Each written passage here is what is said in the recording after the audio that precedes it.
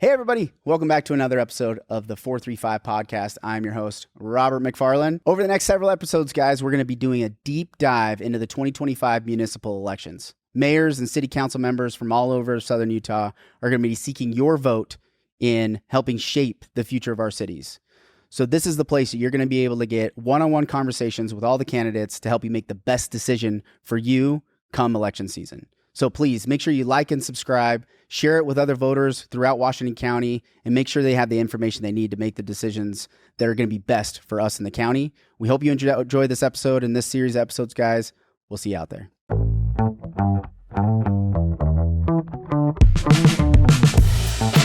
From the Blue Form Media Studios, this is the 435 podcast, the pulse of Southern Utah. Aros Mackey. That's it. Thanks for coming on, man. You bet. You're running for mayor of St. George. Yes. I am in the running for the great state of St. George and the heart of Dixie. The heart of Dixie. St. George is the 800-pound gorilla in Dixie. It is. It's the 800-pound gorilla in Utah, I think. I actually agree with that. Like, if you look at like the different cities, I would put just Salt Lake, obviously, because it's the center of politics. It has largest population, all these things. Mm-hmm. But St. George is the fourth largest city in the state. Right. But all of the things that it takes on more than almost every other city. And arguably even Salt Lake. It handles more from a infrastructure, from the complexity of the city. Mm-hmm. It handles more than I think any other city in the entire state. Would you probably say that's right? Maybe I'm a little bit off. No, I would agree. My mind is going toward that's kind of a given. That's what happened with the 309 families sent down from Brigham Young. My wife's grandfather, or my wife's family on her father's side, are Woodburys. And Orrin Woodbury had come across the plains, established a nice farm up in Salt Lake, had a really nice house, and he got called to come down. And they tried to sell their house. And you're a real estate agent, you understand this. They had to abandon their house. They couldn't sell it. Dang. They just left it. That's crazy. And came down here and reestablished. And they were doing orange orchards, kind of toward Gunlock area. Yeah, it seems like that would probably work. It gets a little hot. Mm-hmm. But even the orange trees are pretty tough.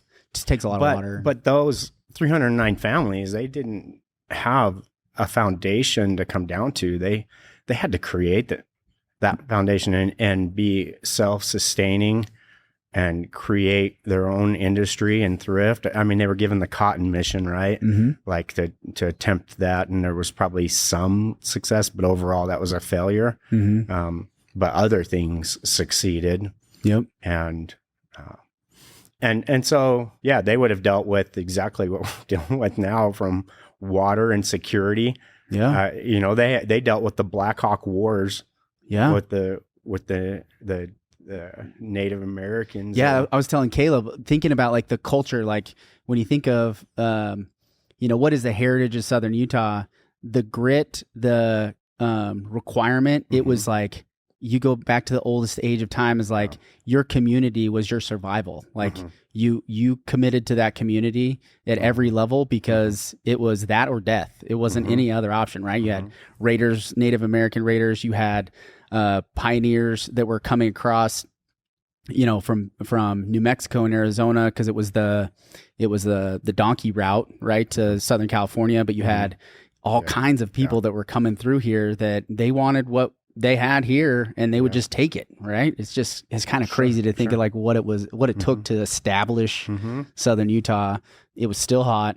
It had more water at the time. It actually had too much water. I think about the Santa Clara River and how they dammed it like 9 times out of 12 years. It would fail because of the flash flooding, and it was hard to hold on to the water because it could came you so imagine fast. if we could if we had just I mean, we have the greatest minds in the world.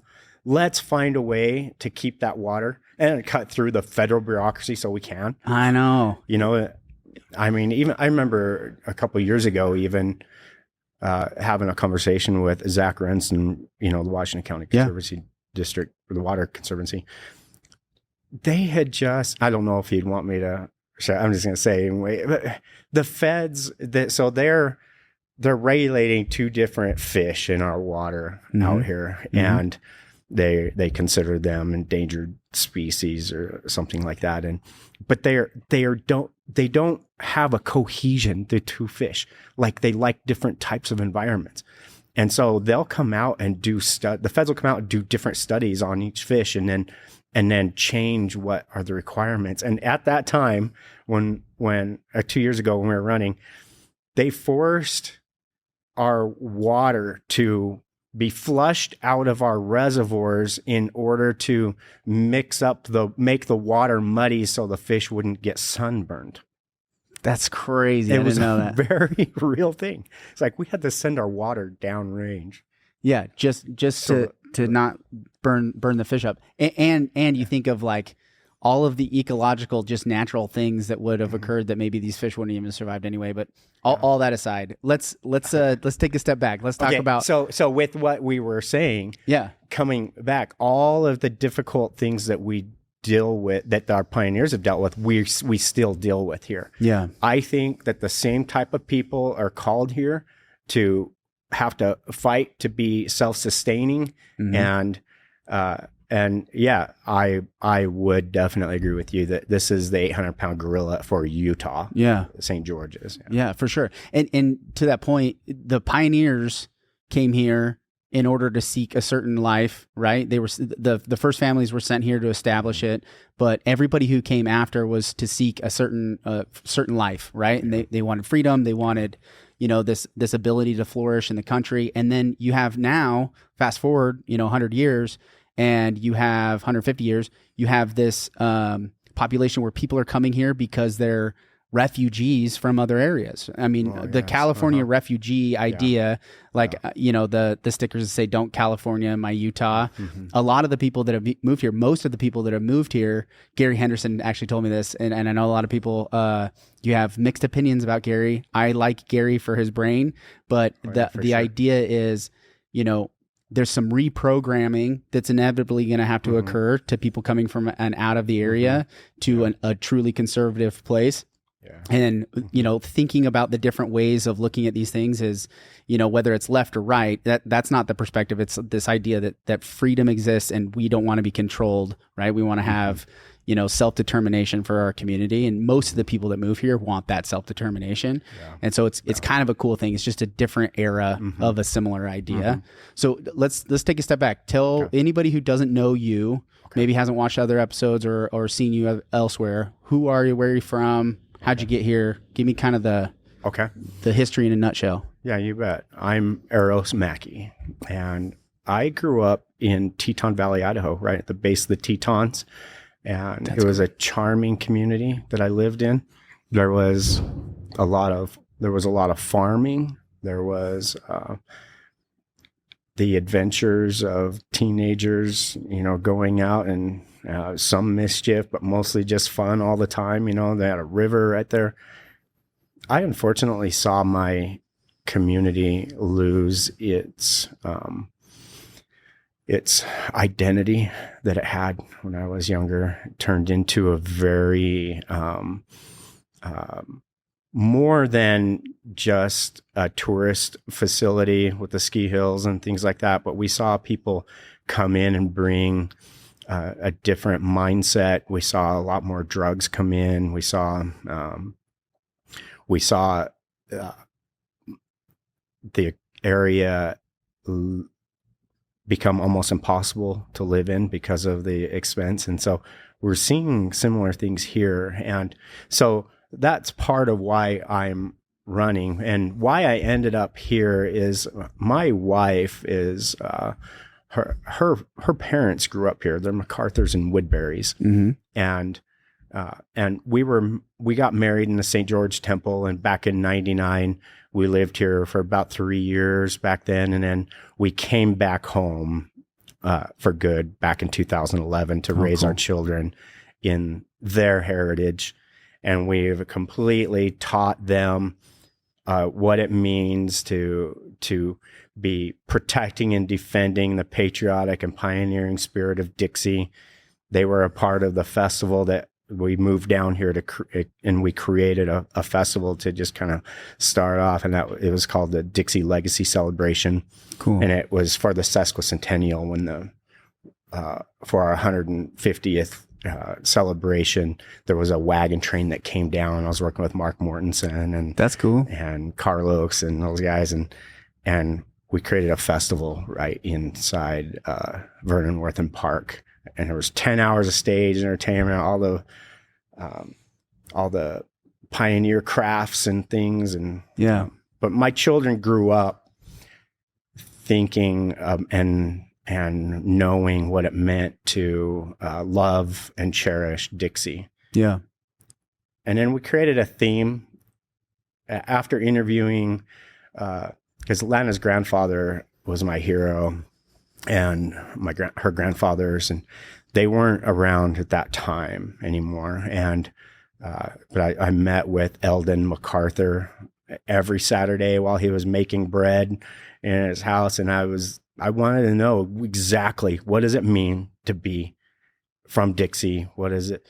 And there are so many love stories, so many things. All those men, they're patriots, right? And they ran off to war. Some of them were married right before and didn't see their wives for that whole time, and they just wanted to get back to that that lovely life.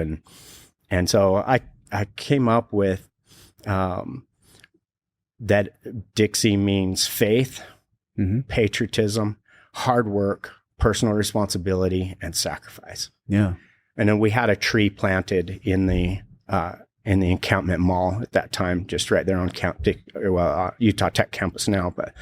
And there's those 5 trees planted right together, and that's what they are. The one cool. Pointing north is patriotism. So it's faith, patriotism, hard work, personal responsibility, and sacrifice. Yeah. Interestingly enough, personal responsibility died a couple times. We've replanted it twice. Interesting. It doesn't seem to survive. So maybe it's symbolic to what we need to focus on.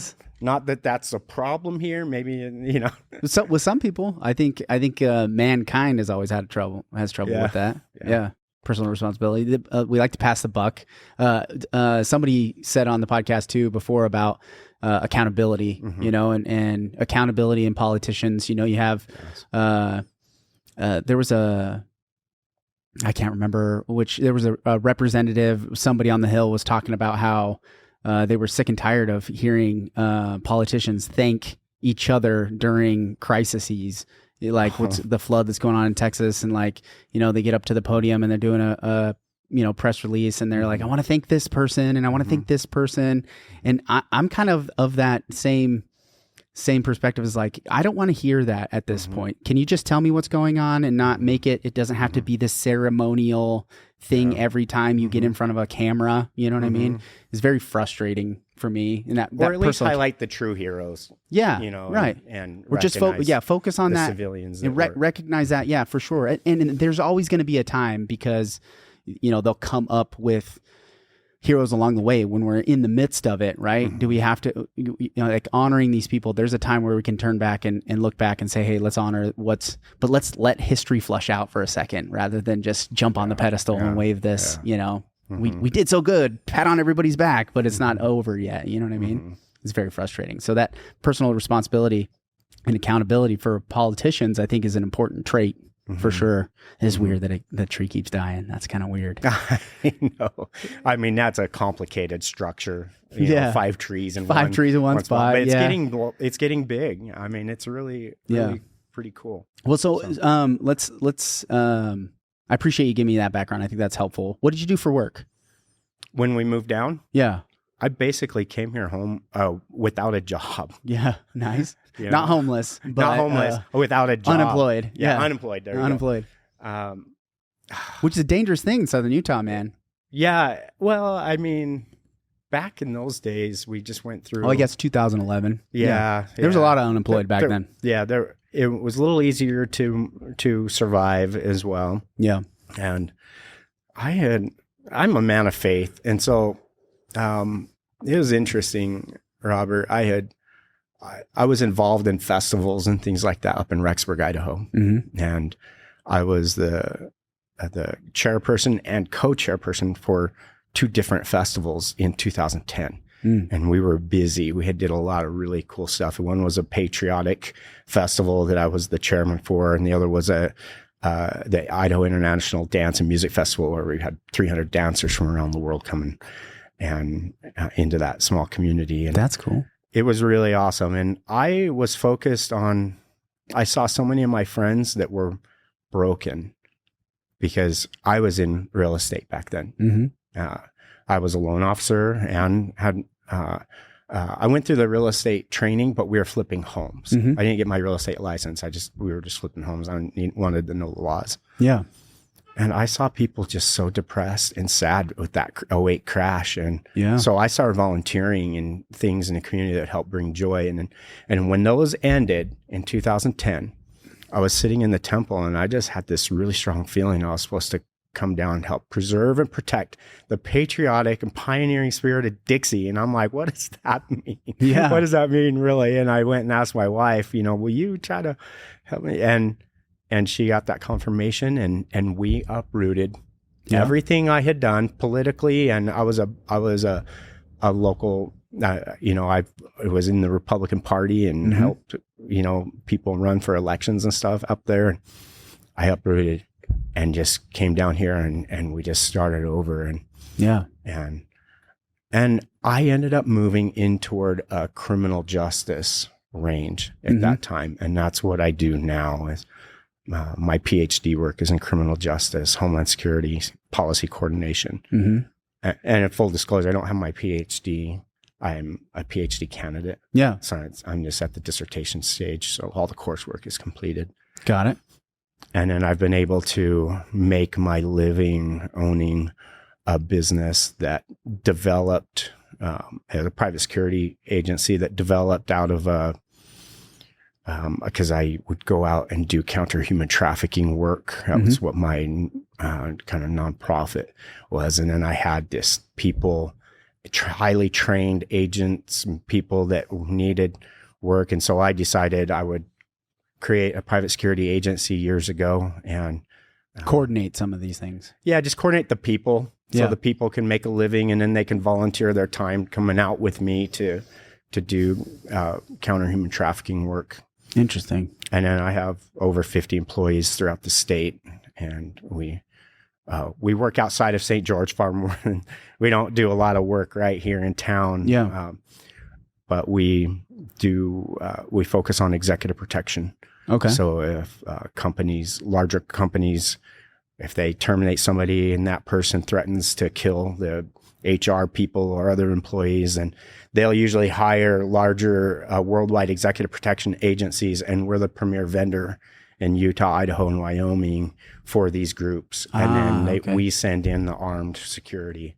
Seems like that's a growing business. It is. That's a growing business. Unfortunately, it's a growing business, but it's needed.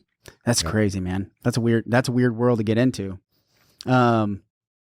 Well, I'm glad you don't have to do the human trafficking stuff as much here in St. George. That's helpful for me. That makes me feel better about that. Well, actually, 2 of the worst traffickers I've ever confronted were right here in St. George. Really? And I do this work all over the world. Dang it.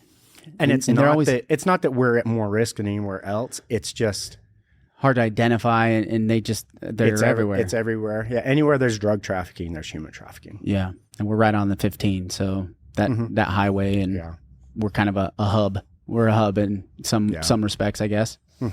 Well, let's not talk too much more about that. Let's talk about first question. What do you feel like is the proper role of local government in the community? What's the proper role?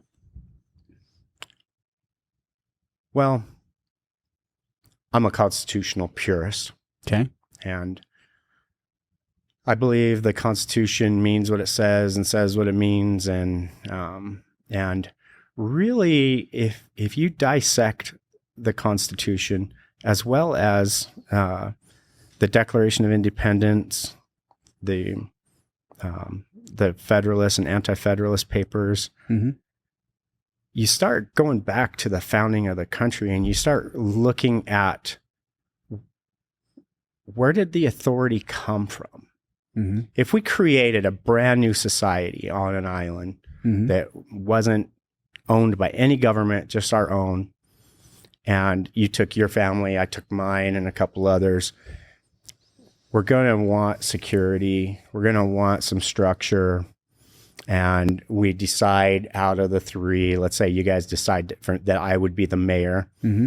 Where would my authority come from? The group, right? Yeah, from you. The community, yeah. I don't have any authority that you don't have to give me. Mm-hmm. And that's the way I look at proper role of government is where did that authority come from? Mm-hmm. And if a civilian can't do that, then how can a government authority do that?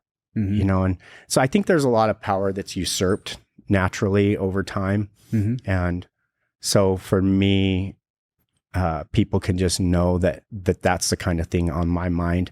Every city council meeting, every work meeting, and whenever I'm talking to people that want something done, I'm going to be looking at it like that. Like, do you really want government to be exercising authority in that kind of a direction? Let's take a step back. I'm all about free market. And so that's what I weigh it on. And so as for that proper role of government, that's the heart of it. Yeah. And So then that kind of leads me to an interesting question, because when you say the Constitution, we have a Utah state constitution, we have the federal constitution. So how do you view the relationship between the local government versus the higher levels, right? The state and the federal. How do you view that relationship? How does that operate? And what's your perspective on that? Well, I love being an American. Me too. Isn't it? I mean, we just had pretty our dang Independence lucky, Day. man. Yeah, we are Pretty dang lucky. and I understand that so well with the being out in other countries, and without going into much detail, it's important for people to kind of understand this. About 4 years ago, I was in an African country. We had just rescued some slaves, and we got back into safety. We're getting ready to come back across the ocean, right? And we had some time off, and I would go down to the Bay of New Guinea, and I see an African flag waving on the beach and an American flag right next to it. And I just felt this reminder of who I am, where I came from, and I get to be able to help the world be blessed. Mm-hmm. Alexis de Tocqueville said, "The world is blessed because America is great." Mm. And that kind of stuff got removed from our history books, I feel like. And so that's how I feel about America. Mm-hmm. At the same time, I see our state as, the state loves our country too. Mm-hmm. But we also are grown-ups, mm-hmm. and the federal government needs to keep the bureaucracy that would be seen as enriching cohorts out in DC, need to keep them out. Yeah. They absolutely need to respect our state rights.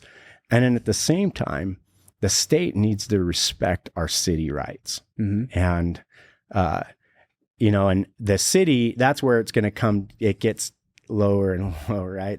So the national issues become lived issues in our city. Yeah. And I think we need people who are willing to take a stand against federal government. It doesn't matter if you're good friends or if you're business partners with legislators and things like. It doesn't matter. You need to tell them to back off. We need legislators, local legislators, and city representatives that are willing to take a stand. Like during COVID, I didn't feel like we had much support as a people with saying, no, we're not going to kowtow to what the feds are saying. Mm-hmm. And I say that based on some of the other cities that I do have friends that are mayors and on city councils in different cities across the country.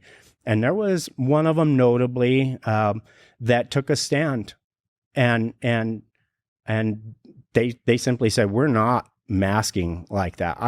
We're not shutting everything down. Mm-hmm. And they prospered. They didn't have more deaths than others. I'm not saying there wasn't any kind of real issue with that, because I had friends that did die during COVID. Yeah. And I think that's the biggest, that's the other elephant in the room, is like, you can make these decisions not to do it and there's harms, and you make decisions to do it and there's harms, but it's weighing out those two harms. As an elected official, you're getting trusted to make the best with the information that you have at the time. Yeah. And that happens with local representatives who call out the bull crap. Yeah. Hey, if they are sending in money, if money is influencing the decisions, then that's where we need people to take a stand. Not things that risk our health. I mean, I don't believe any of our representatives want to see anybody hurt, but they need to call out if it's some kind of money or corruption motivated. We need people who have a backbone that are willing to be representatives of the people. Yeah. If it happened once, it's probably going to happen again. It's probably going to happen again. My master's degree was in intelligence, and in intelligence, you collect information, and you watch for patterns. Those patterns become intelligence, and eventually, intelligence becomes evidence. Yeah, and so there's patterns that I'm definitely seeing out there, and that's one thing people will get from me as a mayor, is somebody that's always watchful. I may not be the most intelligent person based on lived experience, but we all have learning curves, right? Everybody has to learn how to do that job. But what I can guarantee is that what I have accomplished, what I have done in my life came from hard work. Yeah. I've done some exceptional things, and I'm proud of some of the things I did, but if you knew me, you would know it's not that my mind is exceptional. It's my focus is. Yeah. I work hard. I'll outwork anybody in order to accomplish what needs to be accomplished. Nice. Okay. How do you define leadership in the context of public service? Thinking about, it's not always the smartest guy in the room, but a lot of times it has, there's leadership traits. Yeah. So how do you define leadership in the context of that public service? Does that look different than, running a business? Does it look the same? Yeah. Leadership is one of those things that's close to my heart. I'm watching for it. I'm constantly looking for my own mentors, and I've had amazing mentors, and I learned a powerful lesson back. I mentioned the Idaho International Dance and Music Festival. Mm-hmm. Back then, I think it was 2007, maybe 2008, Georgia and Russia were at war.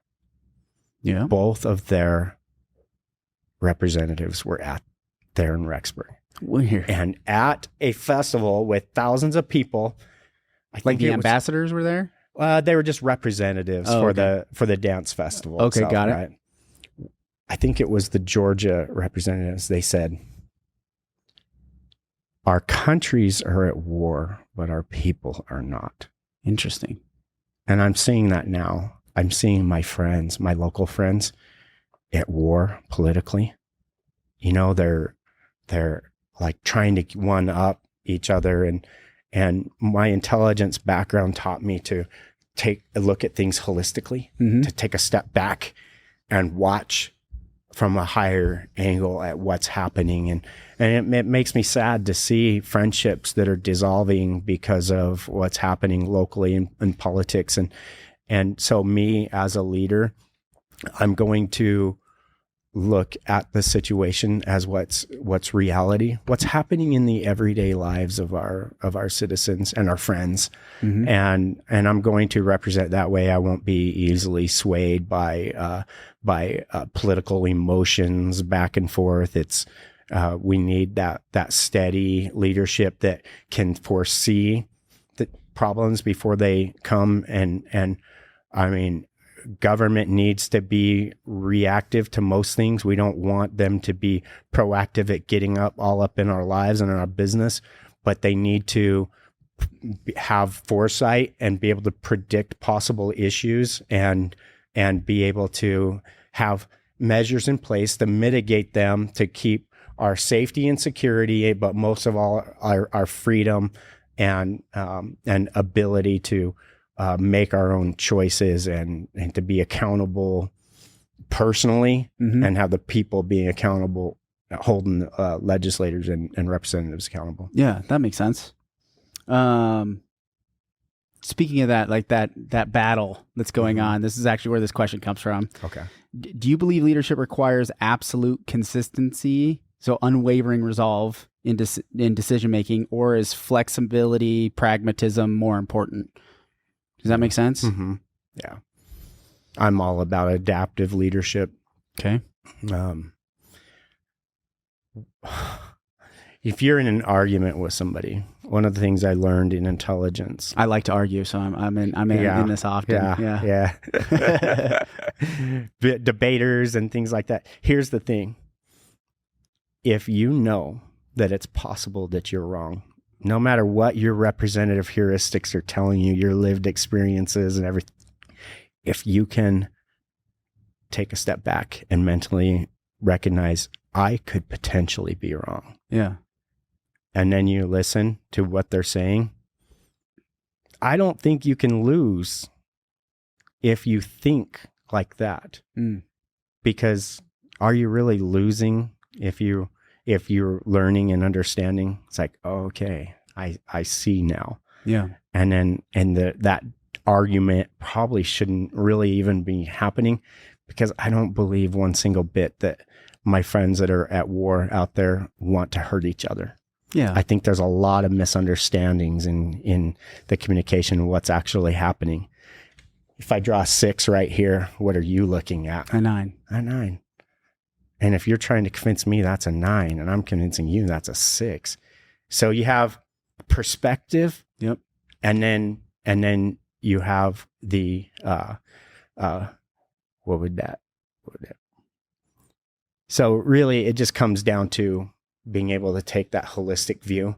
Yeah. And then recognize the difference at what's happening. And then you can be a true leader. Yeah. It's relative, right? It's relative to somebody's perspective. Right. And so understanding that there's a gap, I think you're right on that, is being able to take a step back and just think, could I be wrong? Could I be wrong? And if you're just thinking that in your head, which I don't think a lot of politicians, Caleb and I were just talking about this right before you came in here, is like this idea though that you're right about everything, the absolute consistency, I think is what's the problem on both extreme sides of the political spectrum. I actually look at the political spectrum is not a circle. It's actually it's like an infinity sign. Because you have most of the people are actually the majority are the moderates, but it's actually on the outside. The extremes are opposing each other on in the middle, right? And it's the fewest number, right? As the infinity goes, it's the fewest number is right there in the center, and they're yelling at each other like 6. The idea that 6 and a 9 is it's this extreme idea that I'm right and you're wrong, and therefore I'm going to take that absolute consistency in it. And I think that perspective. And at the makes same sense to me. time, I wouldn't want them to just stop doing that, because it's quite revealing too. Yeah. Not that, I mean, I would want to help them understand what's happening, but we all have a learning process, right? Yeah. And people are in their range. And with that, I will say that there's a stalwartness that's needed. Yeah. Your children need to see you upholding the values that you are teaching them. And if they see you compromising on what you're telling them, if it's a do as I say, but not as I do type of a thing, then that's not helpful. It's probably more harmful than anything. And so at the same time, yes, I, as a leader, I'll be watching and I'll be seeking, okay, I could potentially be wrong in this, and I'll be getting trying to find that true perspective. Right. But at the same time, I'm going to hold to my core values And that's what people wanting me to come do. It's to represent them. So and I values that they connect to. And I get that too. When you think back, going back to the original Constitution, though, that compromise was required for us to be able to move forward. The way the balance of powers were set up were to be set in such a way, though, that compromise was a requirement of the system to operate. So like as an individual, you could stand on certain firm beliefs, but a compromise of decision-making was a requirement to be able to progress forward and or stay put. Yeah. Right. The idea would be is like, if we are going to make progress, compromise was required. Otherwise, we would just stay where we are and keep operating. Yeah. Right. Yeah. And so it's interesting to see how this compromise after compromise after compromise, how there's some erosion to some of that stuff over time, which, you know, the idea of the balance of power is not necessarily to lead it to its destruction, but to be able to evolve as people evolve and as cultures evolve and as we grow. And it's not perfect. It's not perfect, but and I don't think that the compromise was harmful to their personal values, but between the Federalists and Anti-Federalists, you know, that with the founding of the country, there was, I think slavery, like that was in a lot of ways slavery for sure. The compromises that were made for slavery to diminish, which ultimately led to this certain timeline when we were going to abolish it altogether, and then the Civil War happened. So, like in some respects, I think there was not to cut you off and argue with you about it a little bit, but no, I can some of those things are pushing us against our own values, right? And to one side or the other, right? It's like somebody might value that. I do think that there is, since you enjoy some back and forth,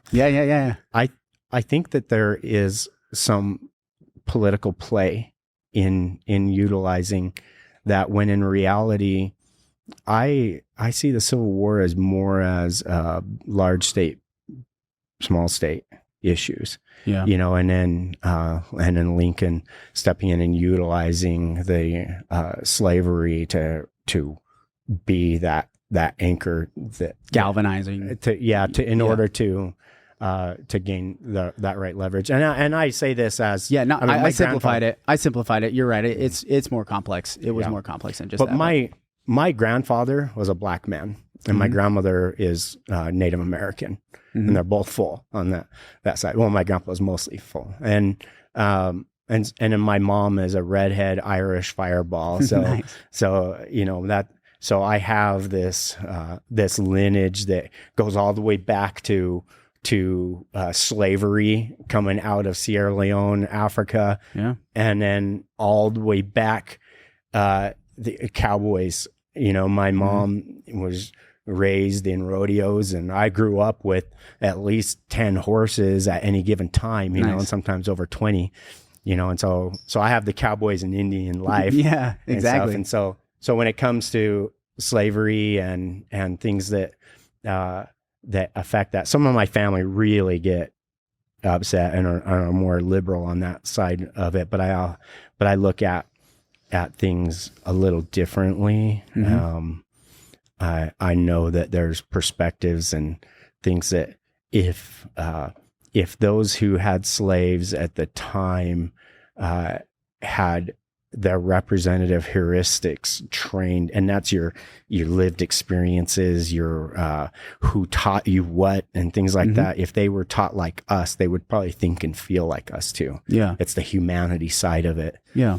And so we have to take that into account when you're looking at history as well. It's complicated, man. It's for sure complicated. Okay, let's jump into one of these. This is a constant battle, so it's not a specific strategy, but we're talking about the value of economic growth, community growth. So, what role does the community input play in your decision-making process, and how do you weigh it against your own judgment?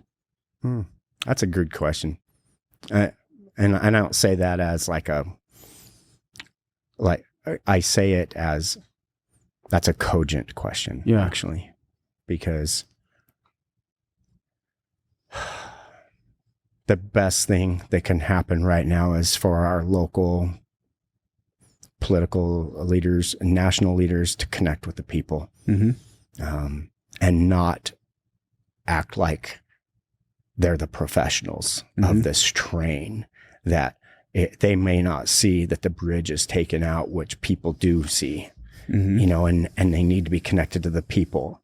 And our politicians can get blindsided by what's happening. They have to stay connected to the people. And I'm a person that every day I'm dealing with challenging issues as a business owner, as a business leader. And I know what it's like to look at payroll and then look at government forms and try to figure out and balance, how do I pay this and or this time? You know, I know what that's like. And I think we always have to stay connected to that, and we have to hear people, and this might be a question that comes up later, but I almost feel like that's instead of term limits, we need term requirements. Like if you go, almost like what President Trump did, he, you know, not that that was his choice, he served a term, went back out into the field, ran his businesses for a term, and then came back in. And that's what I want to see. Yeah. I want to see I don't want to see 20-year politicians, or, you know, I want to see people who go in, serve in government, not because they need it financially in any way, because it's a calling for them. And then I want to see them go back and work in the public sector again and be connected with the people, and then go back and serve again if people elect them to be there. And I will say this, one thing that people will get from me as mayor is we will see St. George be a business incubator. Not large business, not big business, the small businesses. More than 60% of the people in St. George are employed by small businesses. Yeah. And I want to see St. George as the place that small businesses go, you know what, it's cool to do business there because they have resources. They make the resources easily connected, not just, oh, here's possible grants or here's how you can test your market a little bit. So, no, it's the stuff that's really hard. Like after a month in the business, all of a sudden you get a new tax, or how do you navigate unemployment insurance when they go back and they decide to audit your last year, and then they decide you owe another 10 grand and it's all retrospective. And it's like, we don't have help and assistance. And I want businesses to know, these small businesses, hey, come talk to us at City Hall. We know the professionals that have lived experience that can guide you and that kind of a thing. There's some of that going on there. But if it's more of testing markets and things like that, I'll take that to a new level, because that's one of my dreams, is to have business in St. George seen as, oh, that is the place. I want to start a business. I'm going to St. George. Yeah. That's a cool perspective. That leads me to a good follow-up question on that. So what is the role of economic growth in a community's well-being, right? So the well-being of the community is overall. What's the economic growth role? And then how do you compare it to other priorities like quality of life and cultural preservation and some of these other aspects? Yeah. Where does that economic development or economic growth fit into that well-being?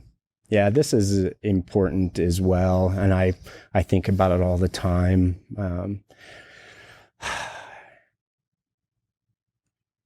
Even if I'm mayor, it's not my job to make you prosperous.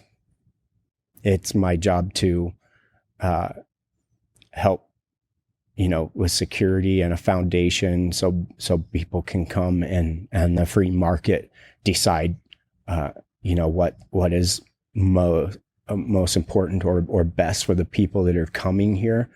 But I will be a champion of our values of the Dixie spirit.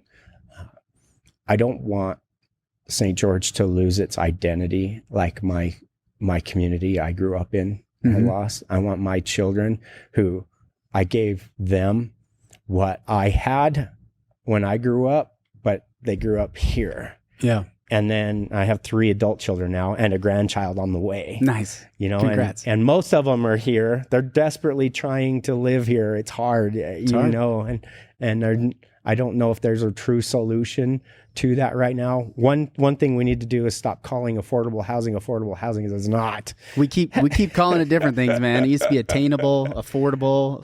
Yeah, I don't know. It's their euphemisms for. Yeah, it's like affordable housing, and then you turn around and people are talking about the luxury condos that are at the affordable housing. Yep. And I don't know the answer. I don't think anybody does, but I think we do need to step back the political rhetoric and look at things as a reality so that we can combine and at the same time, I don't think the people should be counting on the mayor and the city council to be the solution, because we're all the solution.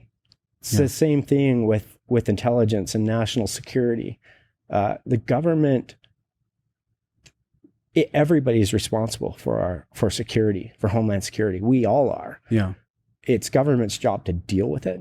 Mm-hmm. And so we're all responsible for our economic quality of life, our theme of the area, but it's the government's job to deal with it we're sent here to do that. But really we have to stay connected to the people with it, because the solutions are out there. Yeah. I really believe that. Yeah.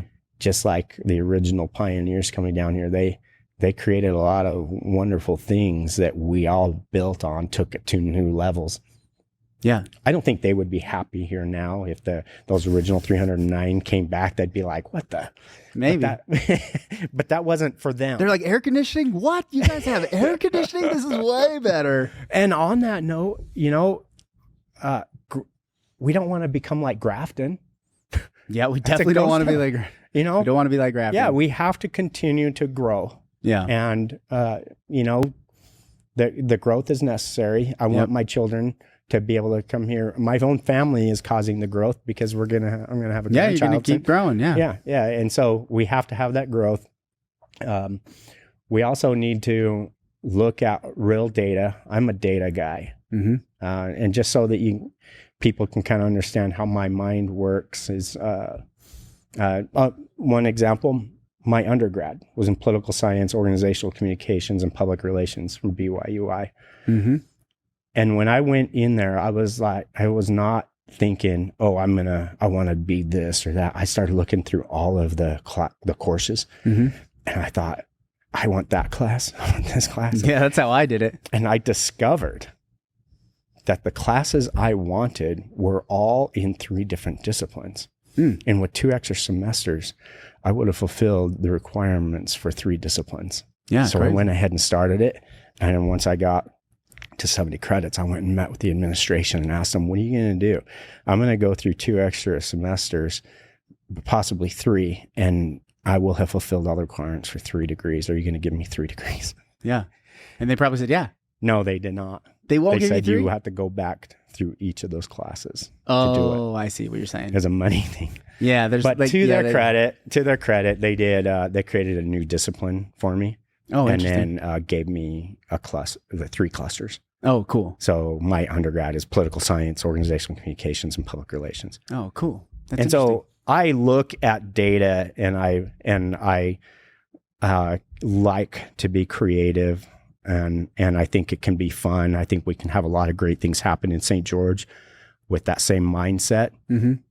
I know as the mayor, I'm more of a guide. We have our city council, which I'm excited to work with whatever city council the people select to be in here. Yeah. And I think we can have an inspiring and excited leadership that the people are excited about and look forward to, and even want to be a part of for the future. Because I don't want to do this for a long time. Yeah.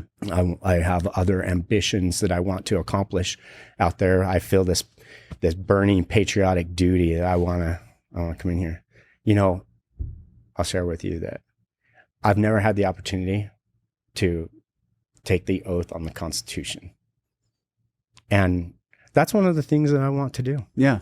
I really, really want to do that because I love my country and I'll serve, I'll show up, I'll do what people expect me to do because that's just what I do in my callings. And, this is something I'm hoping that people will trust me and I can earn their vote to go and do that for a time. Well, that's good. My last question, because this is a perfect segue. Okay. What is your opinion on term limits? You say you don't want to do this forever. Yeah. What is your opinion on term limits? What do you okay. Yeah, you expected I premised this a little bit there because I watch your episodes. Yeah, I appreciate to ask that. This question. It's a good one for this election. I want people thinking about it. Yeah. Term limits. I would be so sad if we had the perfect representative that was the absolute perfect, and he served 2 terms and did everything perfectly. Everybody loved him, and we believed he could serve one more time at least, and he couldn't. Yeah. That would be a heartache. Yeah. I wouldn't want to see that. At the same time, we have seen, and I have lived experience with this in actually going clear back to 2008. I worked for the RNC. I took campaign teams, paid teams to knock doors in swing states. And we had our own jump team. And I saw some of these guys who were 20, 30 years in political office. I mean, you even have been mentioning it. The incumbents are 80% chance at winning. Yeah, it's hard to take down an incumbent, because their campaigning is natural in their elected office. Yeah, that's and just name recognition carries so much weight with the voter, right? And they serve too. They do things. Yeah, and giving credit to where it's due. Mayor Randall, we have our differences, but she has done good things, and there's going to be people who love her for that. There's also going to be a lot of good things that I'm going to do, right? And people will love me for that, and I'll move on, and I'll cherish those that made things better for us in the past, and as we move forward. But here's what: if it came down to it, term limits for me would be more. I want to see term requirements. If you come and be mayor for a term or 2, go back into the public sector and work, run your business, be just like everybody else. In 2012, I gave a TEDx speech, and I said, "Oh, cool! I'm gonna have to look that one up." I said that all across the country, there's 300 million American lives that are being influenced by a new form of governmental power, and it's demanding reliance. And every time they meet, we lose rights. And I said, do these legislators not realize when they become common citizens again, that even themselves will be bound hand, foot, and even mouth? Yeah. And I had somebody afterward tell me, our legislators don't experience being a common citizen again. A lot of them don't. That's what I think needs to happen. If you go and you serve in politics, go back out and work just like everybody else, and then come back again. Yeah. After, if people want to elect you to it, then do it. But if somebody does that their whole life, even if they end up serving 20 or 30 years doing that, let them. That's an interesting perspective. I hadn't thought about that. The other thing too, and not to belabor this one, I know a lot of people, we could beat this one up. I think I'm open. Whatever the term limit is, there's just some limit, right? There's some consecutive moment to where you can hold different offices, and I've heard in different places it's been tested out, term limits, and how they're not effective in some ways and they are in other ways.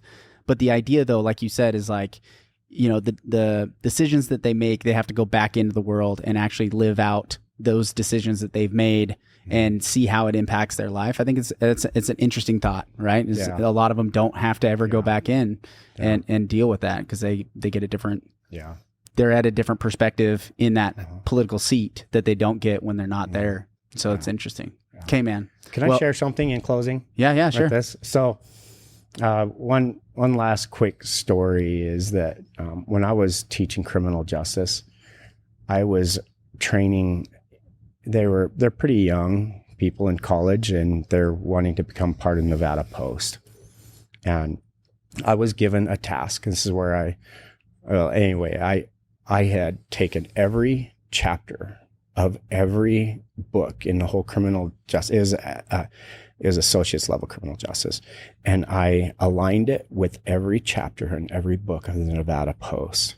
And the reason I did that is because Nevada had recently made it so law enforcement couldn't move up in leadership unless they had some kind of degree. Mm-hmm. And I successfully was able to get the accreditation for the college to accept that anybody who went through the Nevada Post could qualify for half of their credits for their associate's degree. Cool. To come through that. And I love our law enforcement. I have many active and like current law enforcement and military working for me right now. And I'm not a veteran myself. I didn't have the honor of serving, but I am honoring those who did serve. And thank you for your service. I know you were in the military. I wasn't. I went to a military school. I never took the oath. I went through ROTC. I went through the first 2 years ROTC, but I didn't finish it out. Yeah. I didn't. But I've seen you. I went to a military school, and my dad felt it from you. Yeah. My dad's 35 years Army, National Guard, active duty National Guard. He was a enlisted man. So I know the sacrifice of the military. And I appreciate the clarity. Yeah, of course. Yeah, no problem. Yeah. So my platform is helping our law enforcement in new creative levels. Mm-hmm. Being a voice for the people is very important to me. Mm-hmm. People will have their opportunity to publicly and openly speak on record, not just have to send something in that can be read off or something. They can speak in city council. And economically, we will have intelligent growth. Okay. It'll be a strategic growth that matches the specific areas. I want to see precinct level insight, people, the community being able to speak up, and we be able to adapt to what their particular needs are. Mm-hmm. I don't think Desert Canyon should be held to the exact same zoning and growth patterns as downtown St. George. We need some creativity and allow people to be able to be creative in their own right, where we just have an overarching theme and regular safety that we're focusing on with our zoning. Nice. That's an interesting thought. That which we can talk about on another episode. You bet. Because we only have so much attention span. Where can people find more information like this idea here? Where can they find you? Yeah. Vote Aros. You probably see my signs around. We have the QR code on there. It's votearos.com. Uh-huh. My platform is spelled out in there. This is just kind of some of my supporters. I made these little things, and then they were like, hey, and they grabbed it and stuck a popsicle stick on, made like a little yard sign. So That's that cool. was kind of fun. That is fun. And they stuck it in my pocket, and they're like, you keep that there. I was like, okay. That's perfect. Sweet. So it was votearos.com? It is votearos.com. Votearos.com. They can find out more about you. Social media? Yes. Facebook? Yep. Instagram? Facebook, man. Rumble? Yeah. I don't know. No. I don't know where you're at. Yeah. Okay, guys. Hope you enjoyed this episode. Make sure you go to votestg.com. You can get everybody's candidate, the whole candidate list there for Ivan, Santa Clara, Washington, St. George, Hurricane. All the candidates are there. His survey and interview will be up as soon as this goes live. It'll be up on the website as well. You can weigh out the candidates. Make sure you get out the vote. Definitely put the ballots. They're going to be mailed to you coming up on the 27th, I believe, of July. You'll be getting them in the mail.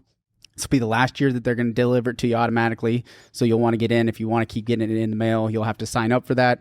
Otherwise, voting is going to be on August 12th, I think. August 12th? It's August 12th. August Ballots 12th. might even be hitting the 22nd. Oh, 22nd. So it might be a little bit early, but make sure you get out the vote. The primary election is important to narrow it down. There's 4 candidates for mayor, Aros Mackey and St. George. But yeah, get on the website, guys. We'll see you out there. Thank you so much. Thanks for listening in. If you enjoyed this episode, please like and subscribe. Make sure you're following us on all the social media websites. We love your support. We love the dialogue. We want to continue that going. Find us at realestate435.com. We'd love to help you find a house here in town or help you get wherever you're going.